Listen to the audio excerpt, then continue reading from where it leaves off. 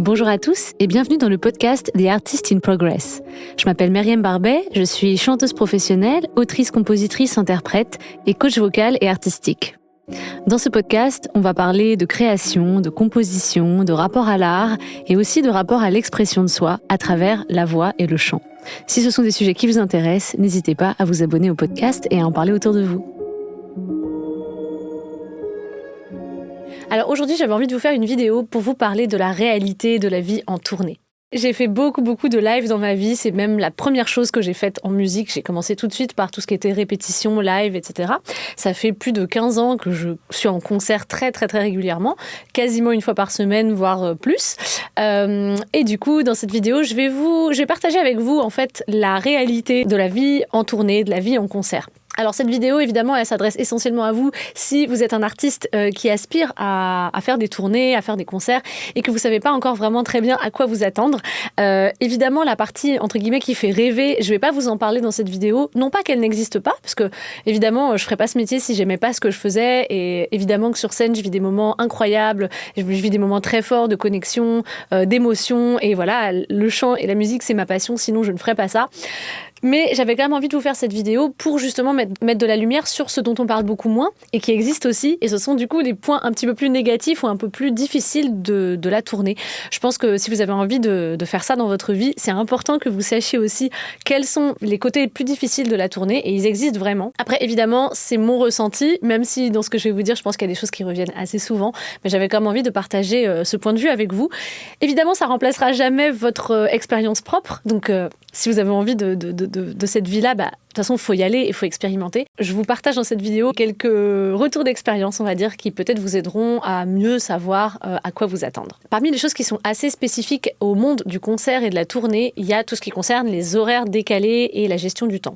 Alors déjà, quand vous vivez une vie de musicien, de musicienne pro et que vous faites beaucoup de concerts, il faut vous attendre à vivre vraiment en décalé du reste de la population. Et ça, ce qui est marrant, c'est que, par exemple, moi, quand j'ai commencé, ça me posait aucun problème. Et 10 ans, 15 ans plus tard, évidemment, quand on commence à avoir une vie de famille, que les priorités dans la vie changent aussi, et ce sont des choses qui peuvent s'avérer vachement plus dures que ce qu'elles étaient au départ.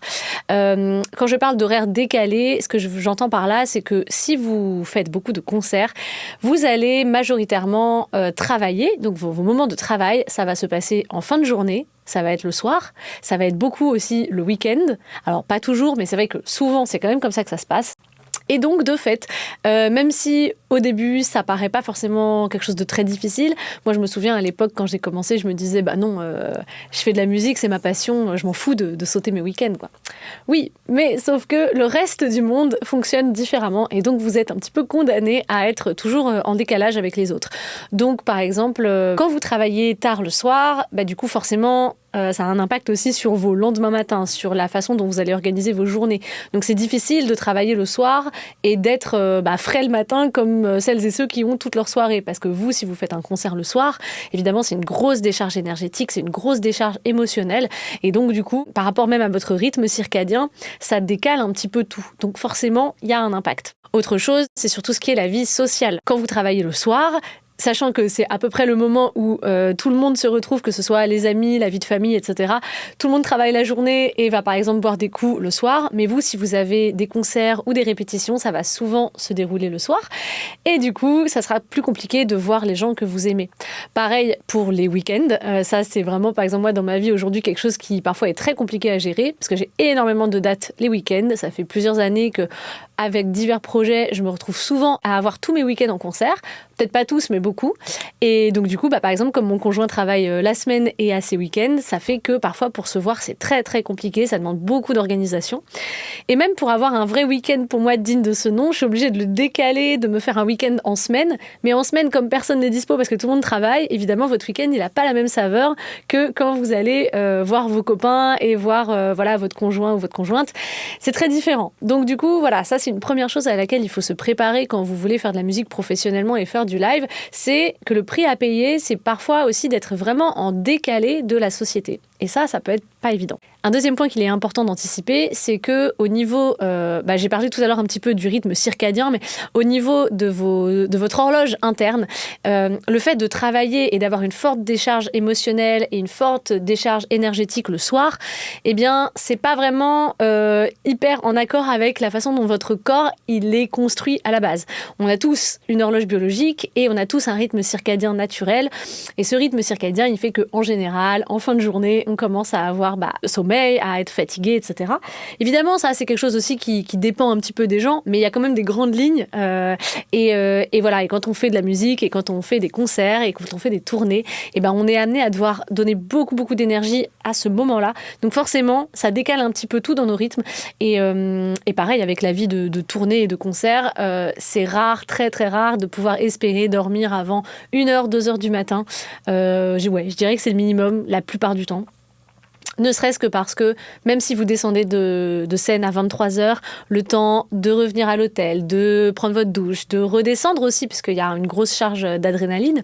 Donc le temps que tout ça retombe, c'est très rare de pouvoir trouver le sommeil vraiment à des horaires, on va dire, classiques. Donc vous allez vous endormir plus tard, vous allez vous réveiller plus tard.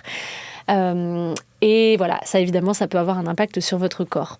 Après, pareil, selon les projets pour lesquels vous travaillez, vous allez peut-être être amené aussi à subir le décalage horaire. Le décalage horaire, ça fait aussi pas mal de dégâts sur le corps.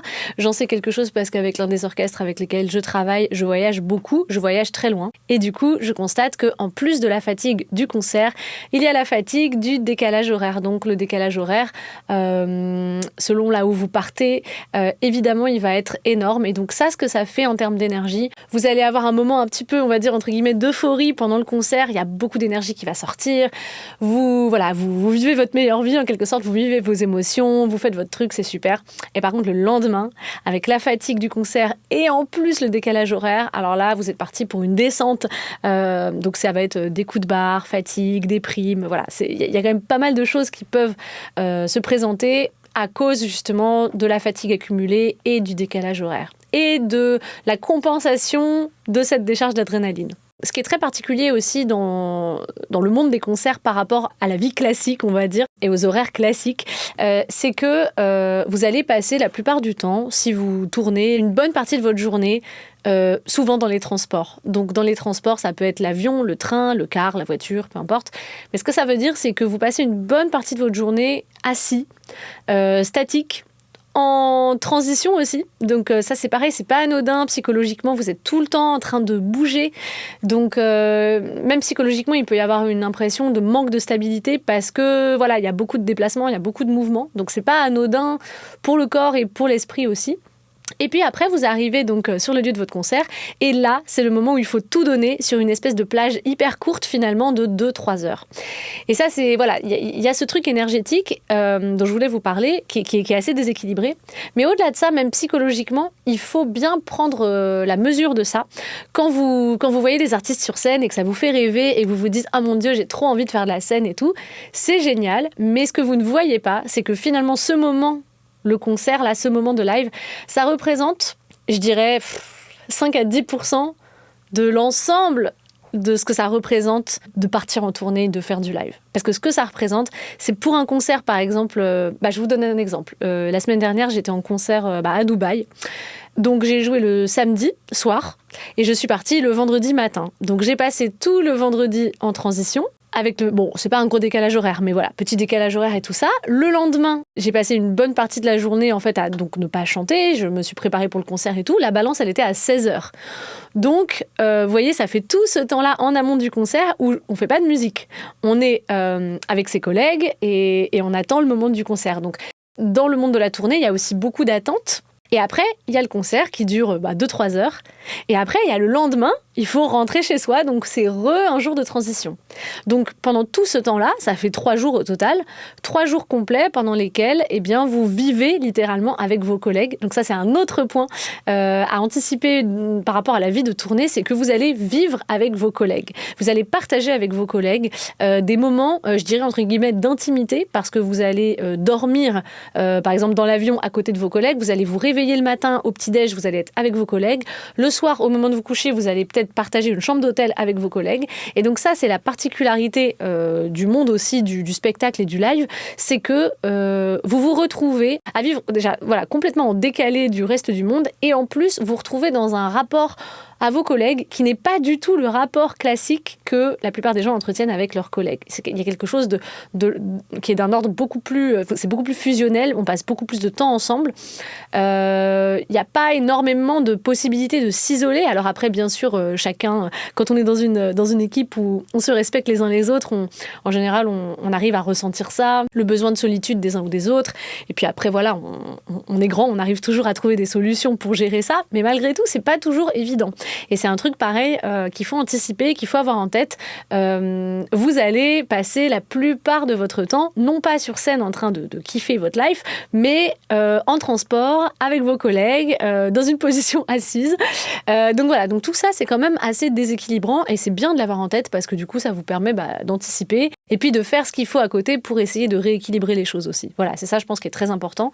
C'est pas tant... parce que du déséquilibre, il y en a toujours dans la vie, donc c'est pas grave, mais c'est juste d'en avoir conscience et de se dire, oui, ok, c'est quand même un métier qui est assez déséquilibrant, voir comment on peut faire pour rééquilibrer son quotidien derrière. Et d'ailleurs, à ce propos, pour vous donner des petits conseils, moi, ce que je fais en rentrant de tournée, en général, c'est vraiment, j'ai des pratiques maintenant qui sont quand même assez stables avec le temps, d'ancrage. Et ce que j'appelle des pratiques d'ancrage, c'est tout con, hein, mais quand je rentre chez moi... en général, j'essaie de faire des courses bien saines parce que dans l'avion, etc., on mange pas toujours très bien. On a été beaucoup en déplacement, donc voilà, au niveau alimentation, c'est pas toujours terrible. Donc quand je rentre toujours, j'essaie de faire des balades pour bien marcher, m'ancrer, surtout après l'avion, le train, on n'a pas beaucoup bougé, on est un peu engourdi de partout. Donc marcher, prendre soin de soi au niveau de l'alimentation et tout. Et pareil, affectivement, je trouve que c'est assez important de s'ancrer, parce que comme je vous disais, on passe beaucoup de temps avec des gens qui sont avant tout des collègues, même si après on les aime bien, hein, mais c'est pas la question, mais je veux dire, c'est pas non plus nos proches, quoi. Donc parfois pour se rééquilibrer, ça fait du bien. Moi je sais que ça me fait du bien quand je rentre chez moi à Paris, de voir mes amis proches, de passer un peu de temps avec mon chéri, si je peux. Voilà. Et c'est là où, encore une fois, les plannings décalés peuvent rendre la chose difficile. Parce que moi, par exemple, je rentre de concert le dimanche soir, du coup, j'ai envie de voir mes amis le lundi, mais le lundi, tout le monde est au boulot et personne n'est dispo. Donc voilà, c'est vraiment... Il y a quand même des sacrifices à faire avec cette vie d'artiste, et voilà, il faut le savoir. Une autre chose dont je voulais vous parler par rapport à la vie de tournée, c'est en fait le côté un petit peu, entre guillemets, irréel de ce monde-là. C'est aussi ce qui attire en général, hein, c'est ce qui fait qu'on a envie de faire ça à la base. On se dit « Ah, ça a l'air incroyable, etc. » Mais en fait, là encore, c'est vrai que ça crée quand même, entre guillemets, du déséquilibre dans la vie, parce qu'on vit des moments, en effet, qui sont très intenses. Je me souviens sur une des tournées de Gospel pour Sans Voix, c'est vrai que les moments sur scène, par rapport à la fois au message qu'on transmettait, par rapport à l'énergie du public et tout, il y avait des moments où on était tous en larmes sur scène. On vivait vraiment des moments d'émotion très très forts. Et c'est particulier de faire ça et que ce soit un métier en même temps, vous voyez, parce que du coup, même si on vivait des moments d'émotion très forts, il faut assurer le spectacle, on peut pas avoir des trous de mémoire, etc. Enfin, il faut être quand même carré, etc.